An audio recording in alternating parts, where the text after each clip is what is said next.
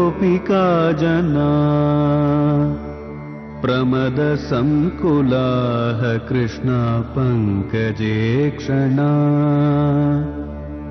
अमृतधारया कृष्णा संप्लुता इव स्तिमिततां कृष्णा ददुस्त्वत्पुरोगताः।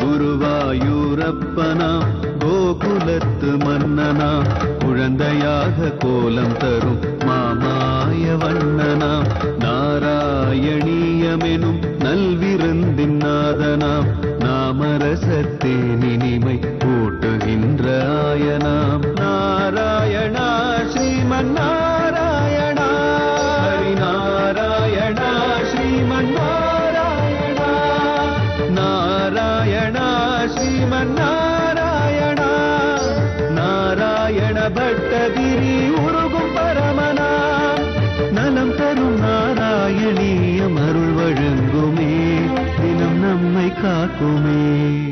பூமல் மானச புத்திகம் கிருதிமில சித்தாக்கிய விருத்தியல்விதம் தஸ்யாந்த கரணம் விபோ தவ பலாத் சத்வம் சயேவாஸ்ருஜத் ஜாதஸ்தேஜசதோ தசேந்திரிய கனகம் தத்தாமசம் சத்புனகம் தன்மாத்திரம் நபசோ மருத்புரபதே சப்தோ ஜனித்வத்பலாத்.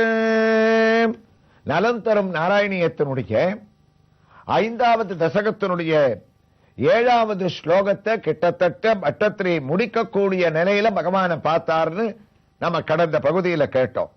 அதுல அந்தந்த ஒரு தேவதைகளுக்கு அந்தந்த இந்திரியங்களுக்கு அபிமானி தேவதைகளாக பல பேரை சிட்டிச்சு தாமச அகங்காரம்ன்ற கடைசி அகங்காரத்துல ஆகாசத்துல சூக்ஷ்மமான சப்தத்தை குருவாயிரப்பா நீ உண்டாக்கினியாமே.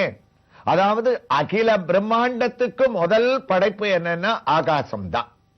அந்த ஆகாசத்திலேருந்து உண்டாகக்கூடிய சப்தம் இருக்கே அதுக்கு குணமே அந்த ஒரு சப்தம் தான். அந்த சப்தமே மேல போயிட்டு தான் ஆகாசம் மூலமாக நமக்கு வியாபிக்கிறதுன்றது பகவானுடைய படைப்புல இருக்கக்கூடிய பல அதிசயங்கள்ல இதுவும் ஒரு அதிசயம். அப்படி ஆகாசத்தின் சூக்ஷ்மமான நீ சப்தத்தை உண்டு பண்ணியே. இதெல்லாம் யாருடைய பிரேரணை? விஷ்ணு குருவாயிரப்பா உன்னுடைய பிரேரணையினால உன்னுடைய நியமத்தினால இவ்வளவும் நடக்கிறதோ அப்படின்னு கேட்டதுக்கு குருவாயிரப்பன் சத்தியம்னு தலையசைக்க அந்த ஸ்லோகத்தை முடிக்கிறார். இதோ அதனுடைய தமிழ் பாசுரம்.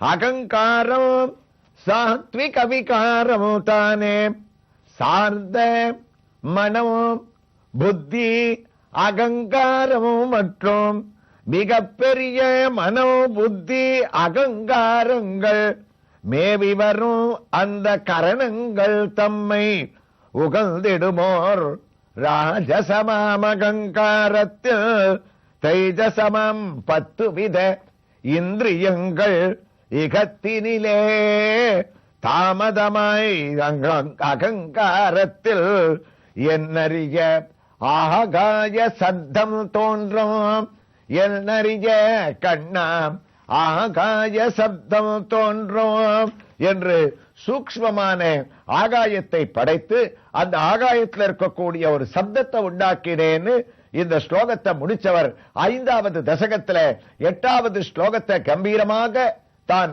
ஆரம்பிப்பதற்கும் இவ்வளவையும் சிருஷ்டி பண்ண பகவான் அடுத்ததாக அவருடைய யோக நித்திரையிலேந்து கண்ண மூடிண்டே உலகத்துல எதையெல்லாம் சிருஷ்டிப்பதற்கு அவர் யோஜனை பண்ணிருக்கார்ன்ற விவரங்களை எல்லாம் பட்டத்திரி ஆரம்பிப்பதற்கு தயாராகிறார். அவர் தயாராகட்டும். அதுக்குள்ள நம்ம எல்லாருக்கும் நினைவுல இருக்கும் நாம் இப்போது தரிசித்துக் கொண்டிருக்கக்கூடிய ஒரு ஸ்ரீகிருஷ்ணனுடைய திவ்ய சன்னதி கீழப்பாவூர் யாதவர் தெருவுல அமைந்திருக்கக்கூடிய ஸ்ரீ நவநீத கிருஷ்ணன் கோயில். கீழப்பாவூர் எங்க இருக்கு நமக்கு ஞாபகத்தில் இருக்கும்.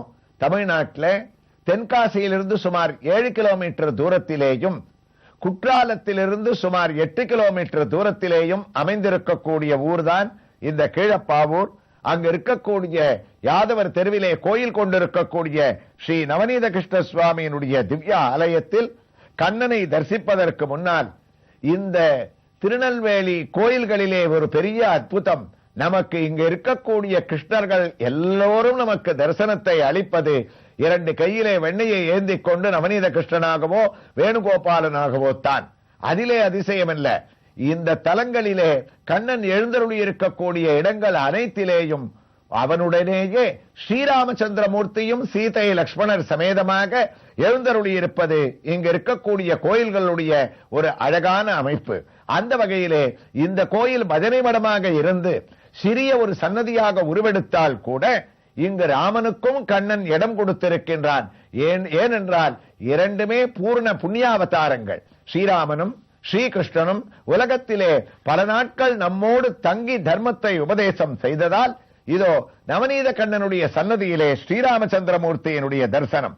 சிறிய சன்னதிதான். அதிலே முகப்பிலே நாம் இங்கு திருமன்காப்புடன் அழகான கருடன், ஆஞ்சநேயர், சங்கு சக்கரம் இவைகளை கடந்து இதோ ஸ்ரீராமனுடைய மூலவருடைய தரிசனத்திற்கு நாம் வந்துவிட்டோம். ராமன் இங்கு வழக்கம் போல கோதண்ட ராமனாக கோதண்டத்தை கையிலே ஏந்திக் கொண்டு அபய கஸ்தத்தோடு நின்ற திருக்கோலத்திலே தயரதன் புதல்வன் என்பார், தாமரை கண்ணன் என்பார், புயலவன் மேனி என்பார், மயலுடை துலகம் என்பார், மானுடன் அல்லன் என்பார் என்று நாம் வியக்கக்கூடிய அளவுக்கு ரமயிதீதி ராமகா என்று தன்னுடைய திருவடி சேவையோடு அழகாக ஸ்ரீராமச்சந்திரமூர்த்தியினுடைய திவ்ய தரிசனம்.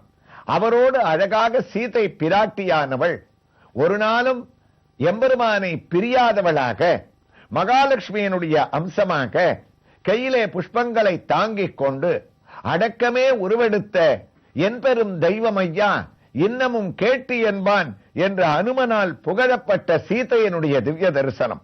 லக்ஷ்மணர் இல்லாமல் ஸ்ரீராமச்சந்திரமூர்த்தியினுடைய திவ்ய தரிசனம் பூர்த்தியாகாது.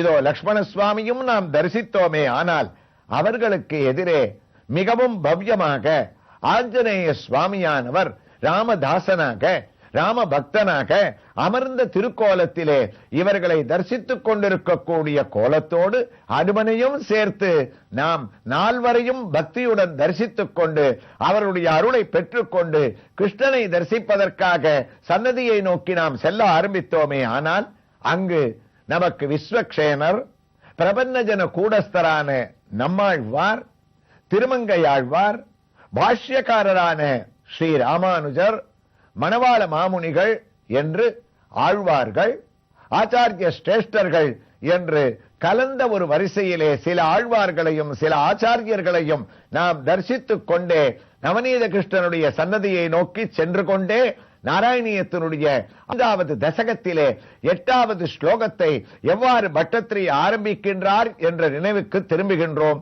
குருவாயூர் கஷேத்திரத்திற்கு இதோ பட்டத்திரி தொடங்கிவிட்டார்.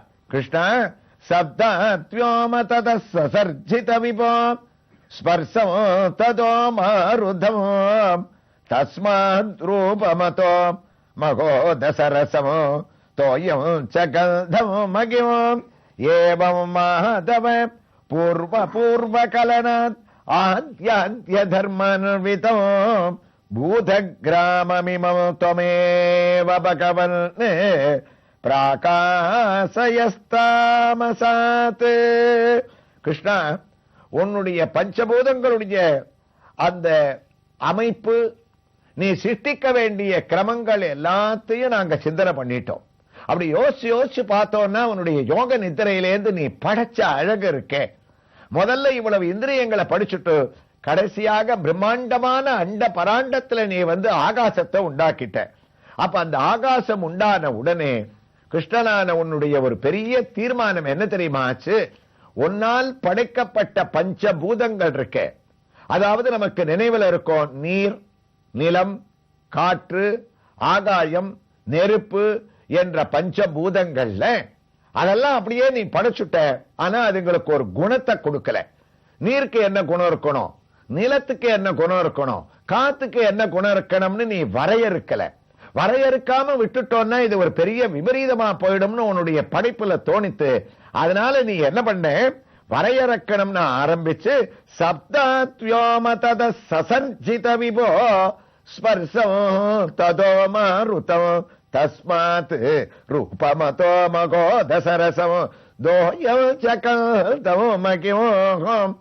அதாவது பட்டத்திரி சொல்றது, குருவாயூரப்பன் அந்த பஞ்சபூதங்களுக்கு அதுக்குண்டான ஒவ்வொரு குணத்தை கொடுத்துட்டே வராராம். ரொம்ப அழகா இருக்கும். இதனுடைய விவரங்களை நம்ம உன்னிப்பாக கேட்டோம்னா, ஆகாயத்தை முதல்ல தோற்றுவித்தார், போன ஸ்லோகத்திலேயே முடிச்சிட்டார். அது அந்த ஆகாயத்தை தோற்றுவிக்கும் போது அதுக்கு ஒரு குணத்தை கொடுத்தாராம். என்ன குணம்? சப்தம் அப்படின்ற ஒரு குணம், ஒலி. அந்த ஒலியானது ஆகாசத்திலிருந்து நமக்கு கிடைக்கிறது, அதை கொடுத்தாச்சு. அடுத்ததாக காற்று, வாயு என்று பஞ்சபூதங்கள்ல நம்ம இயக்கக்கூடியது ஒண்ணு இருக்கு. அந்த வாயுவுக்கு என்ன பண்ணார் பகவான்? குருவாயூரப்பனானு நீ ஸ்பர்சம் அப்படின்ற ஒரு குணத்தை கொடுத்த. ஸ்பர்சம்னா பயப்பட வேண்டாம், ஒண்ணுமே இல்ல, தொடுதல், நம்ம உணரக்கூடியது. அந்த தொடுதல்ன்ற ஒரு குணத்தை வாயு கொடுத்த. அதே மாதிரி நெருப்பை நீ படைச்ச.